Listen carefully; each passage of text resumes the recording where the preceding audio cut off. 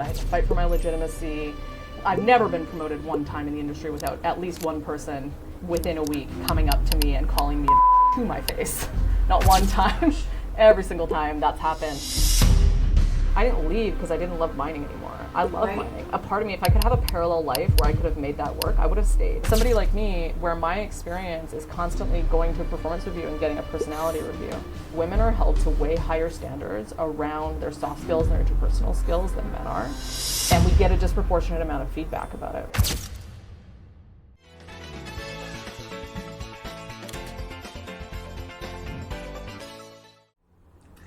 Welcome to Oratory, where we aim to elevate mining minds. Today, my guest is Holly Burton, who is an executive coach for women in male-dominated industries. She's a former mining engineer and founder of WimD, which is Women in Male-Dominated Industries. And I first connected with Holly through her webinar series, where I had the incredible experience of working with her and a speaking coach to craft a presentation that resonated with her community. And it made me think so much about how coaching and connection can really become powerful retention tools, not just for women, but for really anybody trying to build a career that they love in some of these really tough environments that we work in, like in mining. So today, Holly and I will do our best to stay focused and do a dive in how we can support women to stay in mining or pivot into it and ultimately feel fulfilled and seen. So Holly, thank you so much for joining us.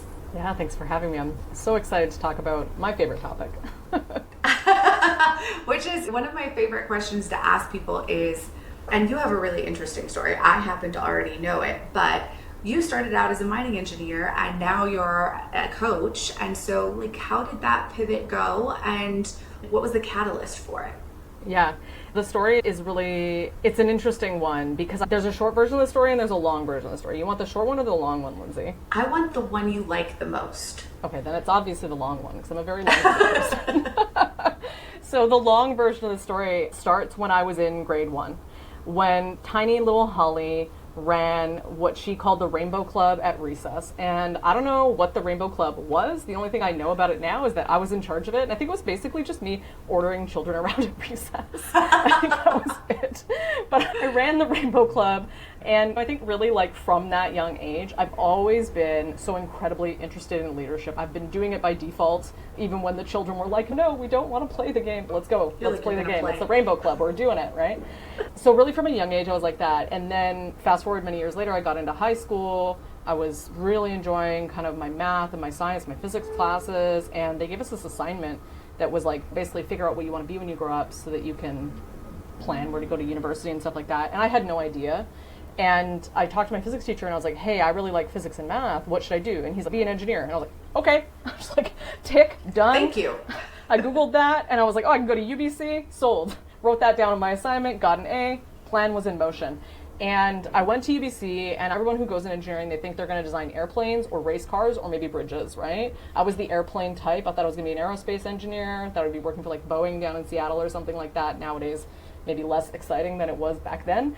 But that was the plan, and I went to university, and in first year, they made us in engineering go to this no credit class where all the different departments would come in and try to convince us to pick them for our second year specialization. This was like dog and pony show, and everybody came in, and I was like a really good keener, like a good keen student. And so even though there was nobody taking attendance and there was no credit, I still went to all of these classes, even though I knew I wanted to be an aerospace engineer. I was like, I'll go see because I'm supposed to go see. Mining came in, and I literally turned to my friend beside me and I laughed, and I was like, who wants to dig holes for the rest of their life? That's actually what I said. It's like, absolutely not. And I don't know if it was the t-shirt cannons or the pictures of the giant yellow trucks that really got me. It was definitely the yellow trucks more than the t-shirt cannons. But by the end of that hour, I was like, this is amazing. I am in love. I want to do this. This is the coolest thing I had ever seen. And I grew up in Vancouver. There's no mines here. You know what I mean? There's mines all around here, but I didn't grow up going to mines. My family's not anywhere near close to the industry at all. And so I just had no exposure to it other than Zoolander and Snow White and the Seven Dwarfs. Those were my two exposures to the mining industry. I really thought it was like pickaxes and like diamonds in the walls and whistle while you work and perfect your, what is it, blue steel is your pose that he does that he's so famous for? Whatever. Yeah, exactly, the face. So that was what I had pictured. And then this presentation happened, and I was like, this is so amazing. This is so much more than posing in a coal mine with your multi-generational family who judges you for being a model. It's like, this is great. So I signed up and I got into it, and it was a love story for the ages. I'm still that same girl who got excited to see these haul trucks. I still feel that way. Every time I see a haul truck, I feel like something exciting is going to happen. And they're, let's be honest, pretty mundane. They're just yellow and full of rocks, but I love them. They got a place in my heart. And so I got into mining, and getting into mining was great, and especially because I was one of these people who loved leadership. The mining industry, I don't need to tell you or anybody else who's listening to this, we know there's a demographic crisis in the industry where everybody within 5 to 10 years older than me was, at the time I came in, slated to retire, and there was this big vacuum above my head. We need to pull leaders up, right? And so the story I got was like, oh my God, amazing. You're here, you like leadership. Most people who go into engineering don't like leadership at all, something I was not aware of until I got into engineering, actually. But apparently You're like, let me bring out the Rainbow Club. I was like, I have experience at this, I can do it, right? And so I was already ready for it, and they're like, oh, and you're a woman, we don't have any of those either. You're this perfect rare thing that we would love to have in the industry. And I'm like, great, because I'd love to be here. And it really was amazing. And then I got into the industry, and I think a lot of those things turned out to be true. And also my 10 years working in mining really showed me that it's still a really difficult place for women to build exciting, ambitious careers in. Like my first year out of school, I went to a Halloween party dressed as a CEO.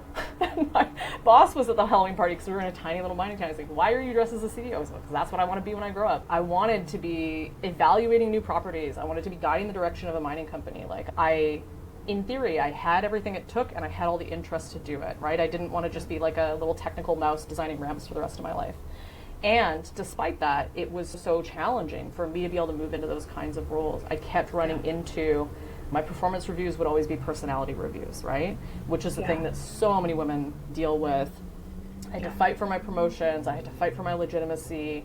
I've never been promoted one time in the industry without at least one person within a week coming up to me and calling me a bitch to my face. Not one time. Every single time that's happened. And it's just all these little things. And I'm not the kind of person that, a lot of people think, oh, when you leave the mining industry, when I left, people were like, oh, you left because of the shift work, or because you didn't like being in small towns. And it's none of that. That wasn't why. I left because I felt like a Ferrari on a residential street. But with signs saying F1 this way, and then the roads all blocked to me. And that was just really frustrating. And I just, eventually I had to sit there and go, I'm either going to stay and I'm going to grind it out, fight really hard, and pull as many women as I can up behind me. Right. Or I'm going to step out and do something about this from the outside. And the funny thing about being somebody who starts the Rainbow Club when they're 6 is I was really nerdy about leadership for years. When I was 18 and 19, I was reading The 1 Minute Manager and Fish and all those little leadership books from the 90s. I was reading them all in university for fun, and also because I was running my own version of the Rainbow Club at university too, except it was called something different, but same concept, right? And so I got into coaching and made that choice between the two in 2015 and left, and here I am. Now 10 years later. 10 years later, it's shocking, Lindsey. I can't believe it's been 10 years. Time flies when you're having fun, and sometimes when you're not, but I yesterday, in fact, was reminded by LinkedIn that I've now been doing this for 20 years. And I'm like, what? I can't be that old. How is that possible? I just started doing this. Exactly. I'm like, LinkedIn, you're wrong. Yeah, LinkedIn, you're wrong. Yeah, so I absolutely understand that. And I feel like it's such a remarkable thing because what I have seen, specifically in the last few years by so many women in mining, is that they are leaving corporate roles and becoming solopreneurs. Yeah. And that is so they can control the outcome of their time, their effort, who they're working with, all kinds of the things that you just alluded to, making it rough and contributing to burnout and just mental fatigue and an unwillingness to just try really hard for someone other than yourself. And at times that becomes really defeating. And so I'm certainly seeing that as a trend, specifically with women. But I still think that coaching is both sort of a catalyst for progress inside an organization and external if you're being a solopreneur or any variation of those things, right? Because there's a whole world of gray between the two of them. Yeah, and so 100%. I really believe in coaching. And so you've coached hundreds and hundreds of women, and not just in mining. What would you say is like the most consistent scenario that you're hearing from women who are potentially looking at exiting mining or looking for an excuse to stay in mining but struggling to find it themselves? Like, how do you address that? If they're like, I want to stay and I need you to help me with that, or I want to leave and I need you to help me with that. What are some of the top reasons? What are the big things? Yeah, it's such a good question. But I think that challenge of when I left the mining industry, I didn't leave because I didn't love mining anymore. I love mining. A part of me, if I could have a parallel life where I could have made that work, I would have stayed. I love my job coaching now, but it is definitively my second choice. You know what I mean? I wanted that job, and I spent 4 years of my life going to university for it, 30 grand on a degree, and then 10 years of experience, right? And for an industry that has such a demographic crisis, that's a tragedy for me, but it's also such a tragedy for mining. And it happens all the time, right? Like, my favorite stat in the world, my least favorite stat, but like the stat that I feel most represented by is this old study that followed women in STEM over their 20-year careers and looked at how many women in STEM versus how many women in normal, regular fields stayed versus left. And for women in other fields, about 15% of them ended up moving on to other fields, but for women in STEM, it's 60. And not only is it 60% overall, it's 40% by 7 years in. Yeah. Like, whew, man, we lose them early. 7 years early, you don't even make it into management, barely, as an engineer. And so we have this real talent crisis going on, right? And so that's part of why I want to solve this, because I've been it, and I also just don't want to see more women go through putting all that effort in and then falling in love and having to go. So anyways, back to your question around what does that look like? I think there's a whole bunch of different challenges that show up. Some of my kind of pets about it, I think we spend a lot of time when we think about this problem, we think we have recruitment problems, we think women have confidence problems, right? Maybe we think women need more mentors. Those are the most common things that kind of everybody says are the reasons why women stay, or like I said, work schedule, or maybe parenting, right? Those are not the big ones. That's wrong. I couldn't agree less with any of those things. It's just not what I see from my own life. It's not what I see in my coaching practice. The things that I see that women are really struggling with are, and actually there was a really good study about this. I want to say McKinsey did it in, I want to say 2020. And it talked about the most common reasons that women leave the mining industry. And 60% of it basically boils down to my talents aren't utilized, I'm bored at work, and I can't get the kind of job I want. The exact same as my story, 60%. Yeah. And 10% is like unconscious bias, 15% is like pay. It's all the stuff that we work on, those smaller pieces, but the 60% is the part that we don't. And so what that looks like is a couple of things. We need to do better in companies at recognizing and assessing the women that are in front of us, right? Not to use myself as an example for everything, but I'm somebody I can talk about without violating any of my coaching confidentiality agreements, so it's easier. Somebody like me, where my experience is constantly going to a performance review and getting a personality review, women are held to way higher standards around their soft skills and their interpersonal skills than men are. And we get a disproportionate amount of feedback about it, right? And I remember in my first management role getting hauled into my boss's office, and her big piece of feedback to me, which she described as being crucial to me being able to continue being a leader, was that when I wrote emails to one of my support staff who was in charge of scheduling people on my team, I talked to this woman like 10 times a day, and I'd write her a note like, oh, hey, can you book so-and-so in for this engagement? Thanks so much, love Holly, or whatever. And this woman had complained to my manager because at the beginning of the email, I wasn't like, oh, hi, how are you? Hope you're having a lovely day, followed by my request. And it wasn't even that I wasn't doing that, Lindsey. I just did that after. I said, hi, can you do this? Oh, I hope you're having a lovely day over there in wherever you live, right? And I was still doing it, but I was doing it in the wrong order. And my manager was like, if you can't do this, you'll never be a manager. And I was like, no, I disagree. And then we got to have a conversation about how I don't accept feedback. And so much of that happens to women. I see it with my clients all the time, where that's really not going to be the thing that's in my way. That's not a conversation we would be having with somebody.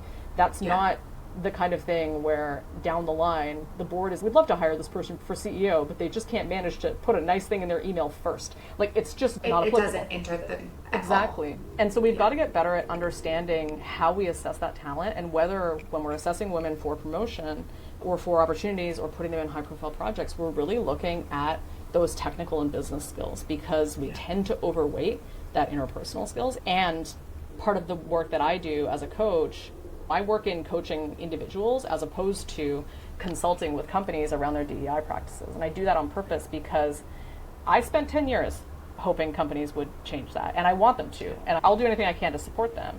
But also, if it takes them 15 years to change that, my career is over by then. And so we have to as well talk about what it looks like for the women on the other side of that. And so for what the women on the other side of that means going into your performance reviews and really on purpose highlighting, here's what I produced for the business. This is the actual impact. Here's how many dollars I made us. This is what this means. And it means going out and saying, I want this project. I want this technical thing.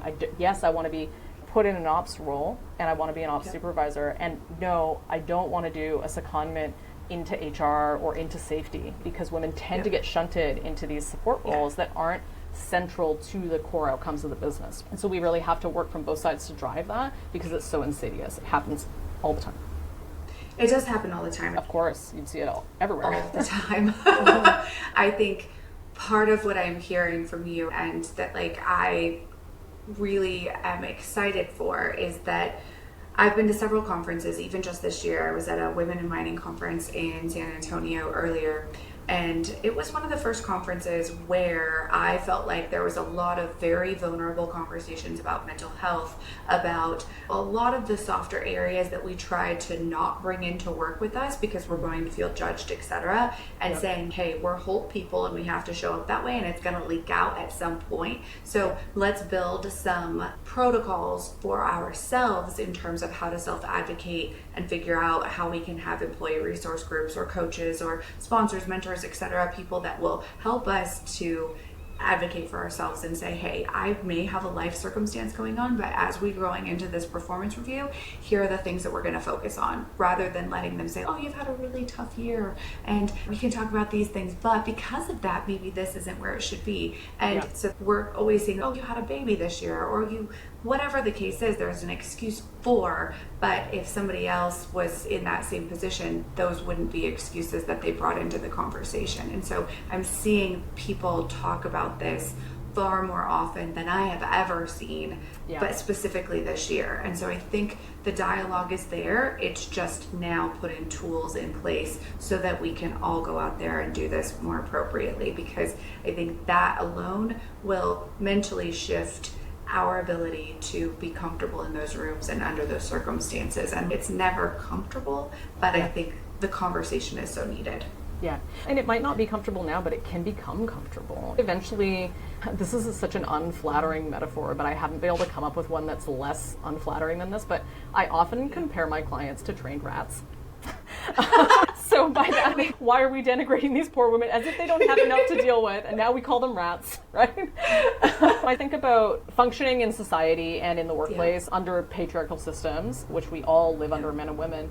It's imagine yourself as a rat, right? And you have this sort of set of constraints, like a fence around how you're allowed to behave, right? So as a woman, I'm supposed to be soft, I'm supposed to defer to other people's opinions, I'm supposed to do whatever emotional support other people need, and I'm not supposed to be out for myself, and I'm not really supposed to be ambitious, right? So those are the some of the constraints. There's billions of others, but that's just some of them. And if I step outside of that, if I'm a bit too ambitious, or if I don't coddle somebody's feelings enough by writing my email in a certain way, for example, then that fence, I think of it as almost like an invisible electric fence. So I get zapped as soon as I contravene those standards, right? And rats, they don't like to be zapped. And so eventually they will stop going up to the fence and they'll stop trying to touch it, because why? They just get zapped all the time. But the interesting thing about this for us is that fence is moving. It's a constantly moving fence. You'll have, in some places I can get away with that kind of behavior, and other places I really can't, and it's got to be way more reined in.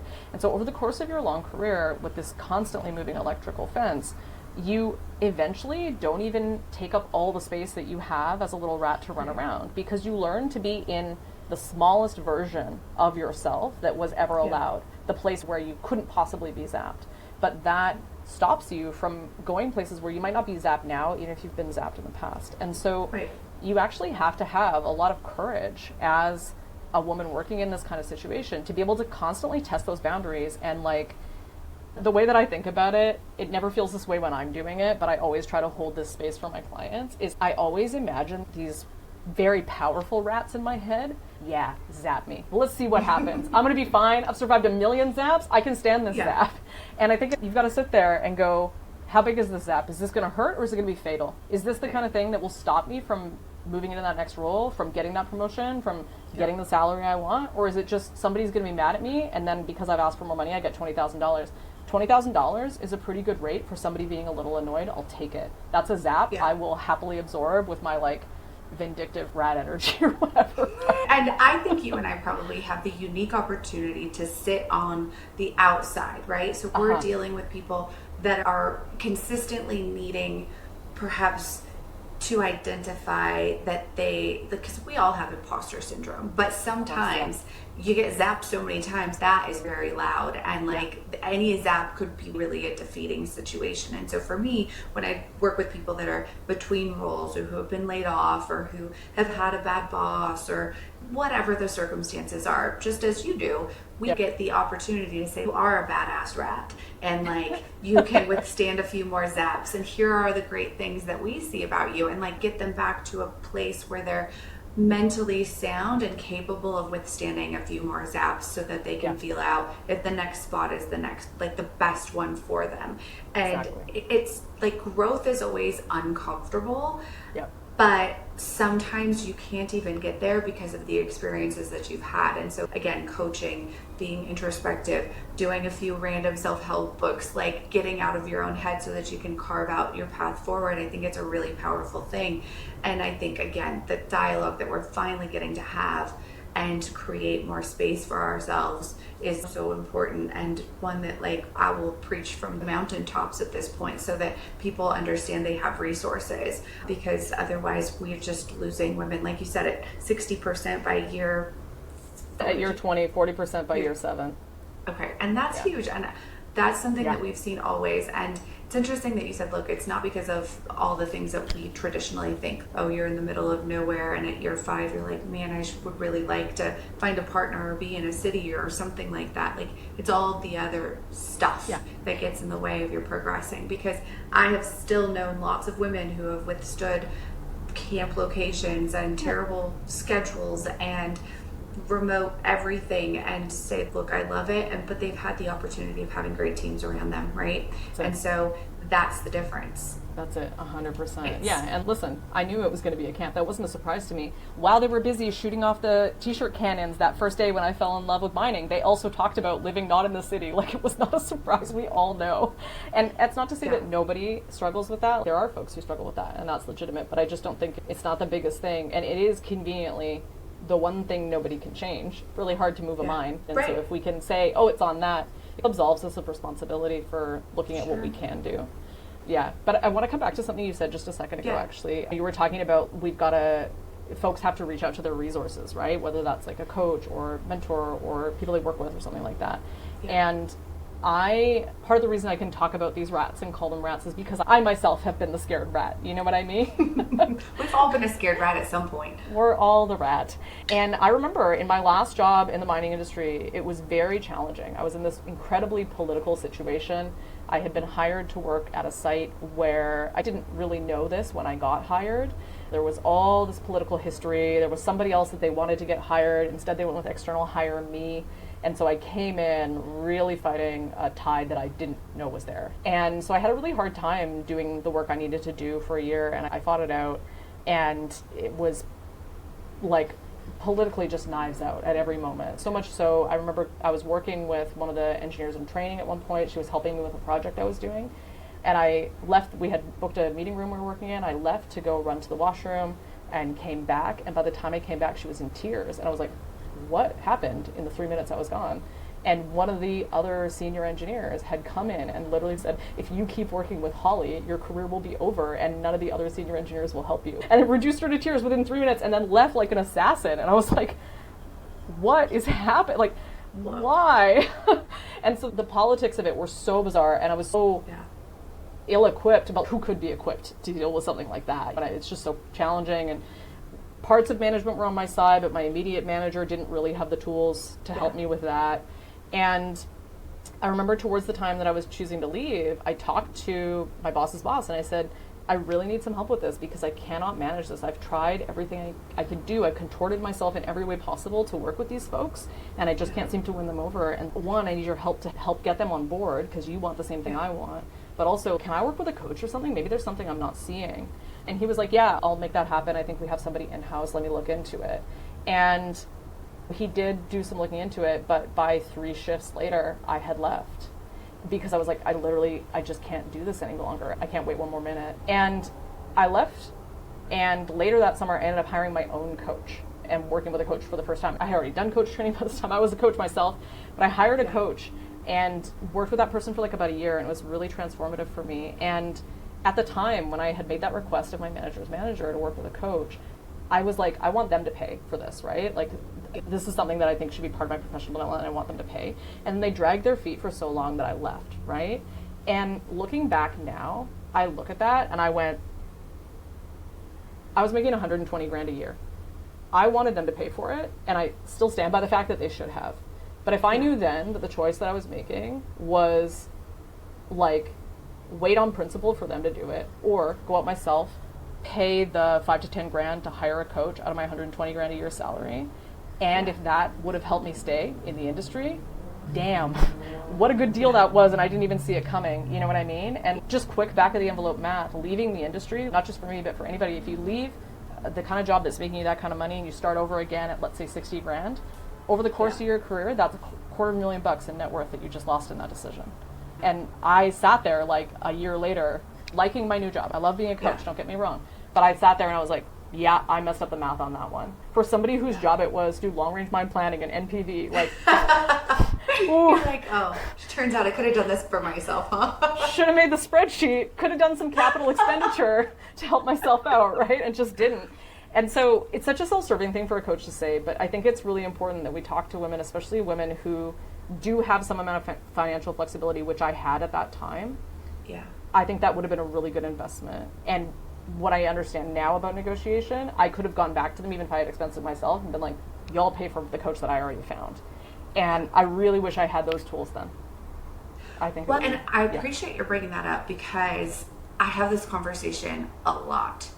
And I participate in a lot of groups and I deal with people of all different kinds of backgrounds, and I think that we can all find like an employee resource group that is valuable to us, right? And seeking your resources, seeking the right kinds of coaches, like use people like you and I to help find them, first of all, because that short circuits the entire thing. Because sometimes at that point you're feeling so defeated and just like ick that like you don't have any more energy to figure it out for yourself. So take the recommendation, make the call, visit a coach, have that quick 30-minute dialogue, figure out if they're for you, or go to the mixer and figure out, is this a group where I can see myself being supported and participate in?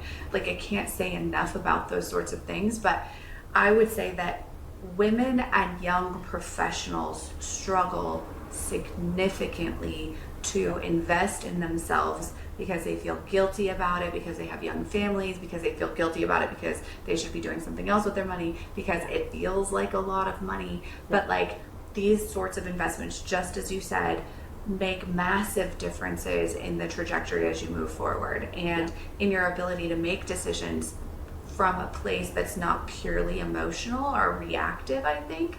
And so that alone, I think, is a big game changer. You may still be very uncomfortable with doing it for yourself, but I'm also seeing that because university, at least in the US, has gotten so outrageously expensive that now instead of having just tuition reimbursement, we're having opportunities with some organizations for alternative sources for that money to be used, whether it's upskilling through training or coaching or whatever that is. So figure out, do you have a resource to use internally? If you don't know or you don't understand it, talk to HR, talk to somebody who may have done it. But being quiet and sitting and waiting for somebody to fix your problem is just not going to help you over the longer haul. So sometimes it's hard. This is what we're here for. Yeah, and we're in an industry where women are still really few and far between, and this industry, as much as I love it to pieces, is not a leader in the D&I space. Not at all. I was just chatting with somebody who, she's relatively new to working in the mining industry. She comes from tech, and she's like aghast at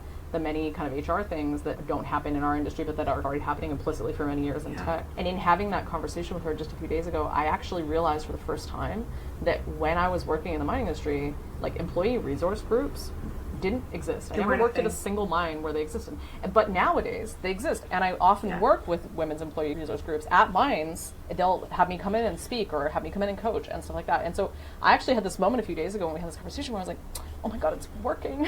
There's some change happening. Sometimes it feels so slow, but those resources do exist. And if you're working in a company where you don't have access to that, my group, WimD, come join us. The whole reason WimD exists is because I was sitting at my camp job that was so political at midnight every night being like, depression quiz, help. How do I talk to my colleagues? Just like the most desperate Google searches you've ever seen, and then finding nothing but gaslighting from Forbes.com.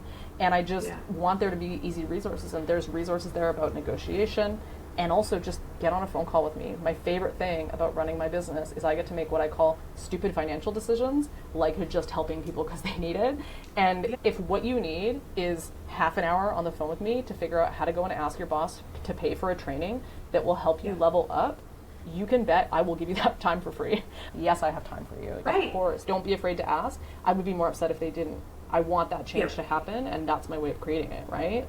Absolutely. This is the ripple effect where, again, I do the same thing. It's like, I may not be able to help you. I may never have a role for you, but ask the question, figure out how to negotiate. Here's a coach. Talk to X, Y, and Z people. Figure this out. And I will take those calls all day, every day, as you will. And it's really great. It's one of my favorite things I get to do. I know. So I tell people, the moment you say help, you'll find that you have a lot more resources than you thought you did.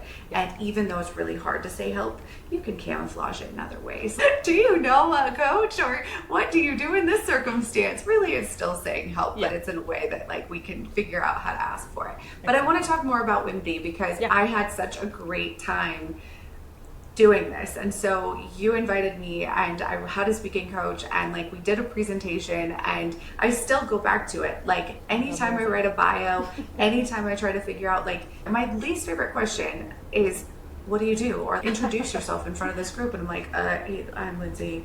What do I do? Because you got to start the story when you're 5 years old, Lindsey. That's exactly right. I didn't have Rainbow Club. I had a medical device service company. And when you were 5? I was like 7 or 8. Oh my God.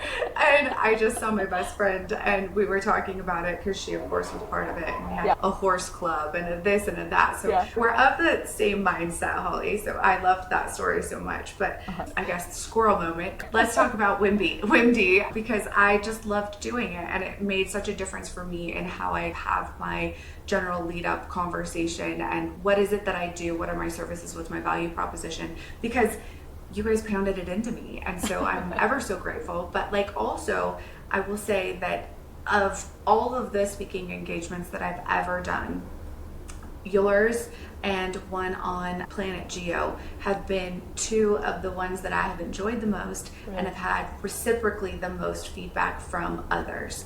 And so for me, expanding a network, helping others, also having the opportunity to learn something, like those are huge, and you did that at WimD. So where did WimD come from?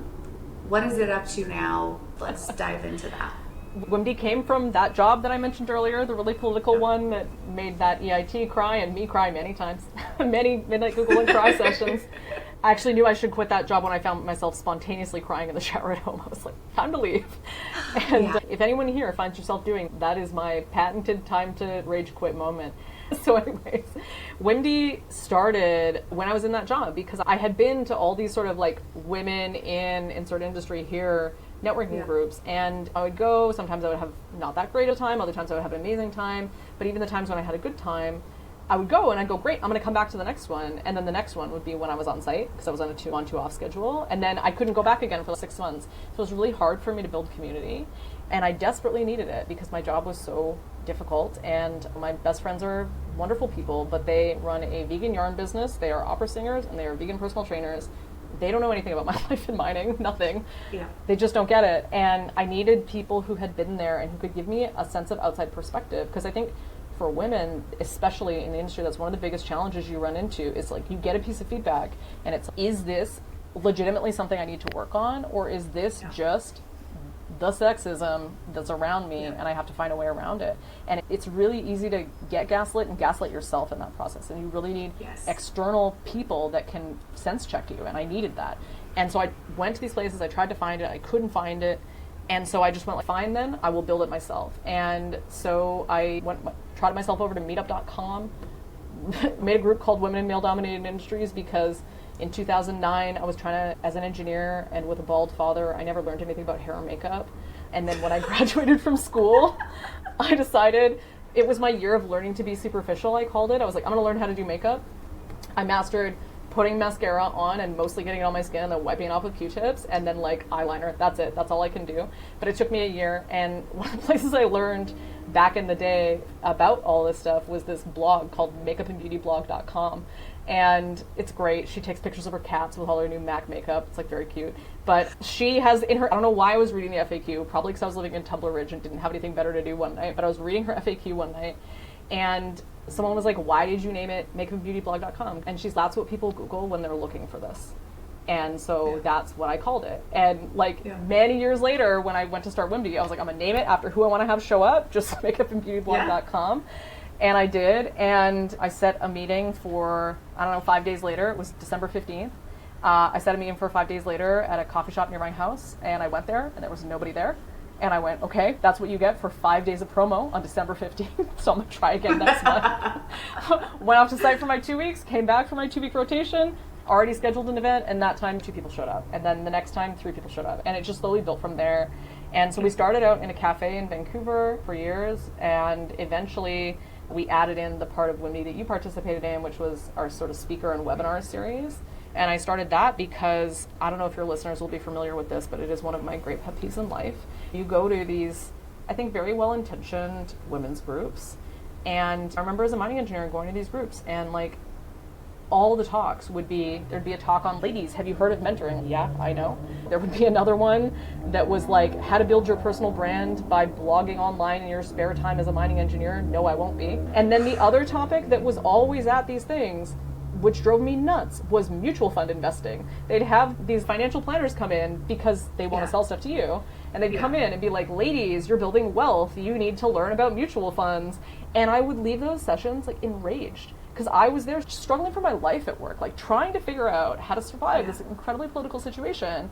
And then I go to these women's groups that are supposed to be there to support me, to help me build my career. You think my biggest problem is mutual funds? I got so mad. And so I was like I that's don't care about that right now. No, I don't. It's not helpful. And I know the kind of things I needed help with, right? And so I just went, I'm going to start my own thing. And I'm going to have a speaker every month that I think actually solves a problem that I and my audience have. And that's why we had you come in. That's why we've had every speaker come in. And what we try to do with those is we really try to make amazing free resources that are highly actionable, not all problem focused. Like we don't want someone to come in and be like spending 45 minutes of the hour-long talk talking about the problem. You have the problem. That's why you're there.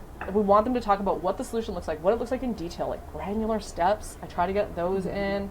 And then I try to have it be about something that matters. We've done talks on P&Ls. We've done talks on literally watching a recruiter use LinkedIn to find somebody. What fields do they look at? We try to get into the weeds on it, and like, how do you deal with shitty comments at work is another one we had. Done by an amazing geologist, Daryl Farrell, who you should have on your podcast. Breaking the name down. I'll give you her name later, but you gotta have her on. She's great.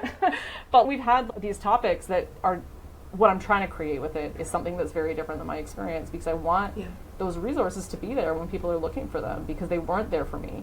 And it's not that hard. Like, we connected, and I said, you're a recruiter, a bunch of stuff that my audience wants to know. We settled on a topic, and then you worked with our speaker coach to help put it together, and then you were on our stage, and now it's on our YouTube channel forever, and it's amazing.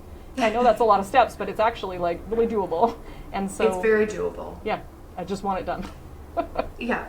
The other part of it is, like you said, building a community so people can find the resources and the support that they need, because again, I think sometimes you show up at something and there's the presentations or they're technical or whatever, and that isn't why we joined. Yeah. The reason you're there is to find other people to insulate some of the issues, pain points, etc. that you might be having. That's it. And I don't remember who taught me about this, but they said basically you need 3 people on your personal board of directors. And so you need like a champion or a cheerleader, a challenger, and there's another C, and I'm totally gonna forget. So like cheerleader, champion, and challenger, champion. Challenger, champion. Maybe champion and cheerleader are different. I don't know. Anyway, there are 3 and there are C's, and I'll figure it out, and I'll Somebody's going to Google it. Yeah. But anyway, like somebody, like you need people that will support you in different ways, that understand that part of your life that you're in, all these sorts of things. And I have been a major subscriber to this idea ever since. And so they don't have to be those 3, but you can find people in your, like somebody that you look up to, somebody that works with you that's like at a peer level. But you need individuals that will understand you and challenge you and say, yeah, you're a little crazy today, and here's some stuff that we can work on to fix it. Or here's some support, or I'm just listening because I know exactly what you're experiencing. And I think that alone, that sense of community and that place where you can then find other people that are subject matter experts on things that you didn't know existed perhaps, or solve a problem that you didn't know you had, all of that counts, and you feel less alone. It's awesome to figure out that you have people around that are experiencing similar issues. And because the further you make it in your career, I find the less willing people are to admit that they don't know, that they're struggling, that there's an issue. And that's men and women alike. I don't think that it's different for one group versus the other. And I think women are better actually about reaching out for that assistance and finding communities than men. And we did a whole series on men's mental health around that topic specifically. But it's really important that you get it out of your way so that you are supported, and that as you advance in your career that you still can be willing to admit that you need help, that you don't know, that it's lonely, that whatever the case may be, and seek other resources, because there are a million other people feeling the same way. Yeah, exactly. And especially as you get more and more senior, like you don't have peers in the same way, right? If you're a young engineer or a young geologist, or you're in ops or something like that, you've got a team of 6 other people or more that you can turn to who are all going through the same situation. But once you're a VP, there's 4 other VPs and they all have their own interests, and they're your peers, but they're also people you have to influence. It's very different, right? And so you need those external people who are just there for you, who don't have an ulterior motive, and who can weigh in. I think it's absolutely crucial. Pivoting slightly, in terms of, because I think we're running out of time, but I know. Pivoting into 2 areas that I'm just curious about. Like you said, look, I'll pick up a call and I'll help find a resource, or I'll talk you through a hard time or whatever. What are some of your favorite things to help with in terms of your coaching practice? And then conversely, like if you're going into an organization, are there any specific areas that you find add a lot of value or impact that we should be thinking about when we turn to coaches? Ooh, okay. You're going to give me the second part of that question again in a sec, because I'm going to struggle to go remember the both first of those one. pieces. Okay. Individual coaching, like what's your favorite Individual part about coaching. Listen, I would be lying if I didn't say that my favorite sport on the entire planet right now is negotiation. Love it. You want more money? Call me up. It's my favorite thing to do, is help somebody with that. It is, as a person, when you do it, it's one of the most terrifying things you'll ever do. And it's really helpful to have somebody beside you who has done it before and who doesn't have the money on the line personally. It can really help get that like objective point of view. Anyways, I love it. I love negotiation strategy. I love planning out how you make an ask. I love practicing. I love talking people through those fears. And then I love reveling in how much money they've made at the end. It's just so yummy. So that is for sure one of the top ones. And I think as well, I think a lot of coaches, like something that's unique about me as a coach, a lot of coaches really come from like an HR background. And as a result, they're really soft skill focused, which is good. It's great. And also, it's not the whole picture, and especially for women, it's not the whole picture, right? Because women tend to be really under-resourced, and they don't get as much messaging around the sort of strategic business side of things. And so a lot of the work that I end up doing with my clients, because it's my particular bent that I really love to do, and because I think it's actually so crucial to building career longevity, is around how do you understand how your work fits in strategically within the business, and how do you talk about it in a way that makes impact and that gets the attention of the executives and attracts money and attracts budget and sets you up for that next big role. Yes, I love working on those individual leadership competencies, but what I really love is helping people build out their place strategically and think through, like, how am I going to build to where I want to go, and how does this thing help me get there, and how do I be seen not just as, like, a lot of women are really seen as being good executors, good people managers, and I want them to be seen as great strategists. I want them to be seen as the person who's indispensable to the business. And as you get into director level, VP level, even like mine manager and stuff like that becomes really essential. And one of the things I love about the mining industry is that it's so clearly financial. Some other industries, like if you work for Disney or something, it's yes at the top, obviously, the Mickey Mouse is here to make the dollars for Bob Iger, that's the point. But in mining, it's just so intimately tied in, and you can't do anything on a mine without making $1 million. You know what I mean? There's always a way to frame what you're doing in terms of its financial impact, and I think that's so key. I work with people on lots of other stuff as well, but I think those are the two things I'm most passionate about, most in love with helping my clients build skill around. Because if you can get, especially those two things, like that ability to negotiate and that ability to understand how your work fits in, point your work in the right direction and message around that, those two things, that's actually how you move up. That's at the heart of building buy-in, all those things that we talk about as soft skills.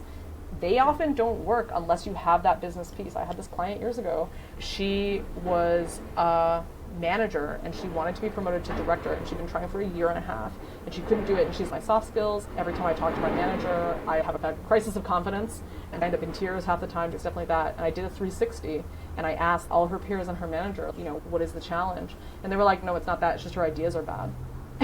Literally, that's what they said. No, she just has bad ideas. That's what we always say. And so we talked about it, and the truth is, her ideas were bad, actually, in retrospect, right? Like, she was HR manager and finance manager at the time. She was working for a relatively small company, and she spent all her time talking about, hey, here's how we can make the team feel more included. Let's get these kind of snacks in the kitchen. Meanwhile, the company is bleeding money. They're trying to do a round of fundraising, and she's the finance manager, and she should be there talking about how can we boost the bottom line and make our books look better for acquisition and help us fundraise.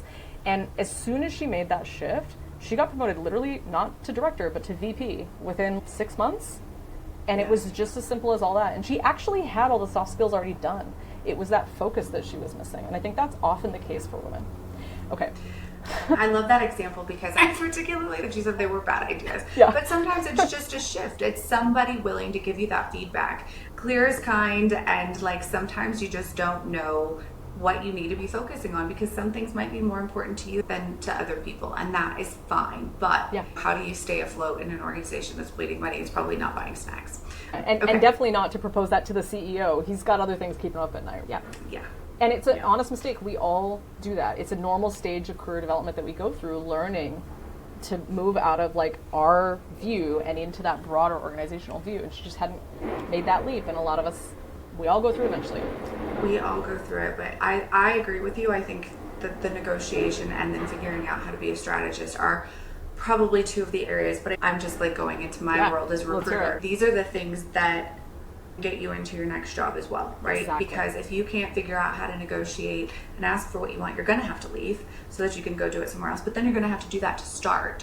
So getting that nailed down as to understanding your value and how you can go and move into a new organization and play strategist or contributor or whatever it is that you want to do. But if you have the aspirations to go into leadership, management, etc., you better start figuring out the strategist component. But also when you weave those things into your resume or your CV, like magic happens. Saying, hey, I contributed to blah, blah, blah, blah, add a statistic, add a win, add a cost savings, add whatever in there. Then instead of bullet pointing the experiences that you've done that are really lame, you're saying, I add value. Therefore, pay me for it and hire me for it. I solve your problem. I'm the silver bullet. And so both of those, from my perspective, translate into awesome resumes and interviews. So you coach them, we'll get them the next job. Yeah, we'll get it to you. We'll get it done. It makes it all so much easier. So my second portion of the question, and I should have just separated these out. I got it's all excited, good. So whatever. The second portion of the question was, when you're coaching within organizations, is there anything that like they're bringing you in for, or anything that you're recognizing that makes big impacts for them? Because I think sometimes we think of this such as an individual situation, and the idea of team coaching or coaching in an organization at this point, I think it's catching some momentum, but a lot of people don't totally get it. So let's talk a little bit about that. Yeah, so I think, like I've said, there's a lot of people working on this challenge within the industry, right? Of how do we help more women stay and how do we help them lead effectively? And I think they struggle with the same things that we talked about earlier with those women's groups that I was attending, right? So a lot of the most common thing that people will call me up and say is, it's like, hey, can you come in and do a talk on either imposter syndrome or on how to help our women be more confident, right? Always it's these two topics. And they're always thinking about, and like, how do we hire more? And those things can matter, but I don't think they're nearly as important as the things I just said. Like, how do we give these people the business skills they need to be successful? Yeah. And ironically, how do we teach them how to negotiate? And a lot of companies are like afraid of that, so we don't really want to have to up our salary budgets a lot. But you can teach them how to negotiate in the context of working with their peers and moving projects forward and doing change management and things like that, right? Yeah. And so I think those things really matter. And I also think, this isn't really what you've asked me, but I'm going to get my plug in for it now anyways, even though it's not something I do. It's just something I want, okay? So listeners, you're on notice. Put it out there. A thing I want in the industry. But like, I think the mining industry has done such an amazing job with its safety culture. They made this huge transformation into this wildly different safety culture than they used to have before I was in the industry, and maybe even before you were. And I grew up in an industry that was relatively good at those things. It's not that the mining industry doesn't have challenges around safety, but I didn't attend a single meeting where we didn't talk about safety. I probably had 10, 15 safety interactions every day when I was in there, and still to this day, I will be out on the street and I'll notice a patch of ice and I'll shovel it right away. That training has stuck. And I think it did this amazing job at creating that. And I think there's a real opportunity for us to embed diversity, equity, and inclusion as part of our safety culture, because it literally is. And I was hoping when Me Too happened, that shift would come in, because there's such an obvious parallel to me between the way we treat like first aids, LTIs, fatalities, right? There's like microaggressions, there's like assaults and things like that, and then there's people leaving the industry entirely altogether about this, right? And I think this should become embedded in our safety culture, and it's something we can literally do now. Like, anyone who's listening to this, in the next meeting you go to, when there's a safety share moment, just stand up and say, hey, I want to talk about idea stealing. Hey, I want to talk about the promotion process that we use for women here. Hey, I want to talk about how, and this is something that used to be the case for me, when I would walk down the hallway at camp at night, if there was a guy walking behind me, I would be monitoring that situation very carefully, because I knew that if that person had the wrong idea and arrived at the wrong time, I could get shoved in my room and be in a big problem. And that's something that not enough people think about or hear about on site, but it's absolutely crucial. And I think it's key for us to be talking about. And I don't view it as a non-safety issue. I think it's just as much safety as mental health is, and I'm starting to see more pickup around that. But I'd really like to see it around all issues of diversity, right? Whether that's gender diversity, whether that's racial diversity, LGBTQ, like, I think we need to bring that in. And so if you're listening, now's your moment. Next safety share. If you don't know what to do it about, send me an email. I got ideas. Ask ChatGPT's got ideas. I have a bullet point list, and I'm happy to put that out there.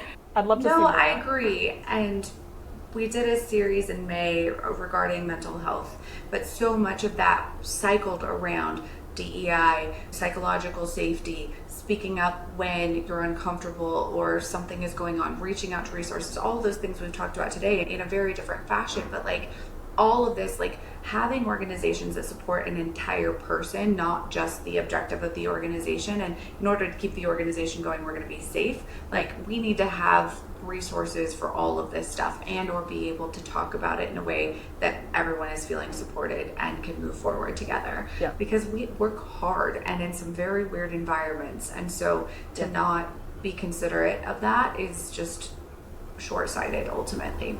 So I appreciate that. And then it made me think, so you said soft skills, and I was in a meeting earlier today, and one of the ladies that was running the meeting, this is with an association that I volunteer with, she said, I read a really cool article that was talking about soft skills, and the article said, rather than calling them soft skills, we should be referring to them as power skills. And I was like, whoa, I like it. So I'm putting that out there. I like it. I think it's brilliant, because we're referring to them as soft, and so many people don't have them. They're hard to earn. They're hard to practice. They do not come innately. It is a practice, right? And sometimes if you're taxed, it doesn't, being kind and empathetic and figuring out isn't the first place we go. Yep. I've had those days. Yeah. So it's a power skill, and Yeah. practicing it is fine. You don't have to perfect it, and you probably never will, and everyone's going to respond differently. But a power skill, I think, is a really cool way of referring to them. Yeah, I love it. Anyway, we are certainly coming up at the end of our time, which is unfortunate. I know there's always an excuse to do a part 2 because we can dig into whatever else. But We'll see if anybody listens first. If you get 2 listeners, then I guess we know. the humbling thing that my husband likes to remind me of, I always get nervous, whether it's somebody like you that I know or going to speak to like on a stage or something. He's, Lindsey, there's so much information out there that like the lifespan of you saying something ridiculous and then remembering it is So very small. good. And he was like, so it'll be fine. Don't worry about it. Lindsey, you have to understand, So- I like cling to that, especially like starting your own business it's no fun. They talk about it like it's this glamorous 4-hour work week, live from the beach thing. It's not. It's so hard. You'll never feel more exposed in your life, especially with online marketing. And my gosh. especially at the beginning, before I got more comfortable with it. And I'm like a pretty mouthy person in general. Like I've never been shy of showing Same. an opinion, but it's really a new bar when you have to do it on the internet, and it feels like it's there forever. But I always think about in like the TV show Schitt's Creek with Alexis, and David's going for his car test, and he's so nervous about the judgment of the car test evaluator. And Alexis is like, David, nobody cares. And that's it. That's it's like, usually nobody it. cares. Literally nobody cares. They won't be thinking I about have you to later. put that on in my mind and embed it. Usually every time I record one of these, I'm like, okay, it'll be fine. It'll be fine. Yeah, has anybody ever gotten out the pitchforks or come throw tomatoes at you? Never. Not me. That's why we do it on the internet. So they can't throw tomatoes, and if they do, I can't feel them. So Yeah. And remember, I've never been promoted without somebody calling me a bitch. Everyone else is going to be fine. If we're not Everybody's catching the gonna be pitchforks, nobody cares. We can just put whatever we want on the internet. Within I know. reason. Let's put good And things on the internet, though. Good things. Good things. Yes. Yeah, I'm not going to be like an online bully or something like that. So yeah, good things. No. Anyway, I wanted to pop these 2 things up very quickly. So if you guys want to find Holly, here is her LinkedIn.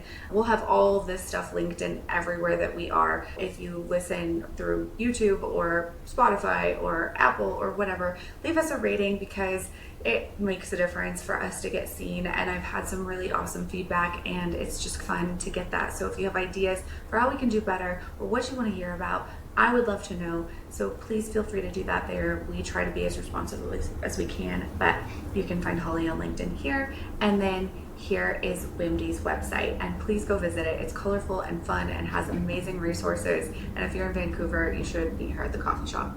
Yeah. But also, if you're not in Vancouver, Or wherever it is now. If you're not in Vancouver, we do them online as well, because I want to make sure people who are on shift, That it's I accessible. want you to be able to come. So Yeah. there's always online events. Please join us at those. Yes, and thank you, Holly. I so appreciate you, and I'll look forward to the next version. Yeah. Let Lindsey know if you want a version 2. Everybody right. flood our inbox. No kidding. Oh, please don't clutter the inbox. Just write the comments online. There's so many emails. Comments That's online. right. I take it back. Comments online. online. Or flood my inbox All right, if you well, want, and then I'll compile them. There you go. We'll work together. Awesome. Thank you Perfect. again, and thank you for listening. Yeah, thanks.